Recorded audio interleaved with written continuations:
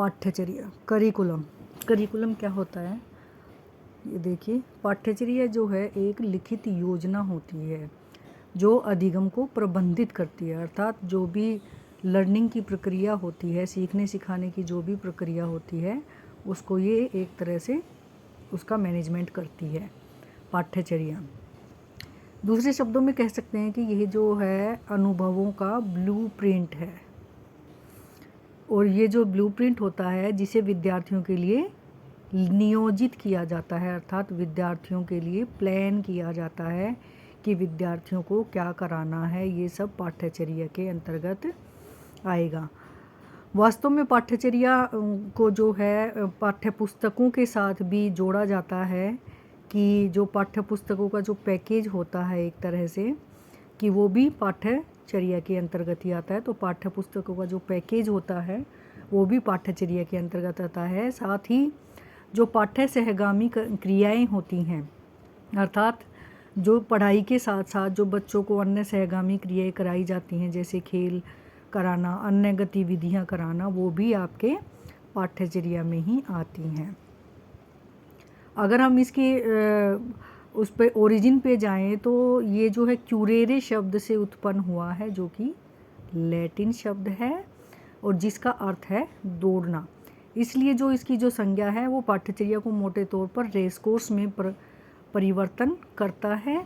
अगर हम इसे व्युत्पत्ति के अनुसार परिभाषित करते हैं तो पाठ्यचर्या एक लक्ष्य तक पहुंचने के लिए एक कोर्स है। आगे हम देखते हैं कि जो 20वीं सदी के प्रमुख विचारक हैं, प्रमुख सिद्धांतकार हैं, उनके अनुसार पाठ्यचर्या के कौन कौन से तत्व होते हैं। तो यहाँ पर हैं 1962 में टाबा ने दिए थे ये, जो कि पाठ्यचर्या के तत्व हैं। सभी पाठ्यचर्या चाहे उनका डिजाइन कुछ भी हो, वह कुछ तत्वों से बना होता है। तो यहाँ पर ये देखिए तत्व हैं, कह सकते हैं कि पाठ्यचर्या के तत्व।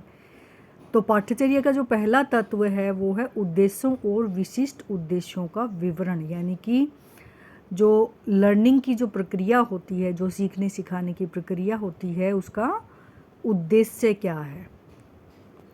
दूसरा है विषय सामग्री के कुछ चयन और संगठन को इंगित करना, अर्थात क्या पढ़ाया जाना है। जैसे मान लो फर्स्ट क्लास है तो फर्स्ट क्लास में बच्चों को क्या पढ़ाया जाना है, फिफ्थ क्लास में क्या पढ़ाया जाना है।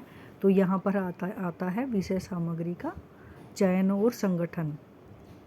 नेक्स्ट है उद्देश्यों की ऐसी मांग होती है अथवा सामग्री संगठन को उनकी आवश्यकता होती है। और अंत में जो आता है वह आता है इसके परिणामों के मूल्यांकन की एक योजना सम्मिलित होती है इसमें, अर्थात जो बच्चों को लर्निंग करवाई जा रही है, जो बच्चों को सिखाया जा रहा है एक्टिविटीज़ के माध्यम से या पाठ्य पुस्तकों के माध्यम से, उसका एक तरह से मूल्यांकन, उसका एक तरह से असेसमेंट। तो पाठ्यचर्या में जो है असेसमेंट की प्रक्रिया भी आती है, मूल्यांकन की योजना भी सम्मिलित होती है। तो ये थे टाबा जी के अनुसार कुछ तत्व। नेक्स्ट जो है हम देखते हैं पाठ्यचर्या सिद्धांत का टायलर, जो कि इन्होंने 1957 में दिए थे। पाठ्यचर्या के संबंध में जो तत्व दिए थे वो इस प्रकार है। नंबर 1 है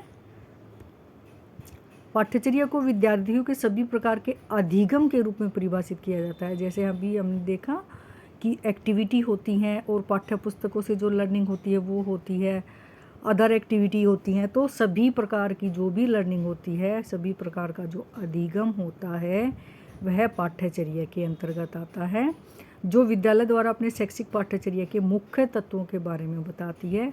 और ये तत्व हैं नंबर 1 लक्ष्य या उद्देश्यों का कथन, दूसरा संगठन तथा चयन के लिए संकेतक तथा अधिगम सामग्री का शिक्षण। ये देखिए सबसे पहले उद्देश्यों का कथन, उद्देश्यों या लक्ष्यों का कथन, अर्थात कौन कौन से उद्देश्य हम जो लर्निंग करवाई जा रही है बच्चों को उसके माध्यम से प्राप्त करना चाहते हैं। दूसरा है संगठन, संगठन का यहाँ पर अभिप्राय है कि जो बच्चों को लर्निंग करवाई जा रही है उसके लिए किन किन गतिविधियों का संगठन किया जाएगा, कौन कौन सी सामग्री चयन की जाएगी। नेक्स्ट है अधिगम सामग्री का शिक्षण, कि जो उनको अधिगम सामग्री जो प्रस्तुत करवाई जा रही है या जो प्रदान करवाई जा रही है अधिगम सामग्री, इनमें आपकी अधिगम सामग्री में आपकी पाठ्य पुस्तकें भी आ जाती हैं। का शिक्षण तथा अधिगम के मूल्यांकन के लिए एक योजना कि अधिगम जो करवाया गया है पाठ्य पुस्तकों के माध्यम से, अन्य सहगामी क्रियाओं से, अदर जो को करिकुलर एक्टिविटी होती हैं उनसे, क्या उनसे हम उद्देश्य प्राप्ति कर पाए हैं, इसका एक मूल्यांकन करना, असेसमेंट करना। तो इस तरह से दोनों ही तत्वों में हम देखते हैं, जो टाइलर जी ने दिए हैं वो भी और जो टाबा जी ने दिए हैं वो भी, कि इसमें असेसमेंट की प्रक्रिया भी आती है लर्निंग के साथ साथ। तो इसमें मूल्यांकन की भी एक योजना होती है।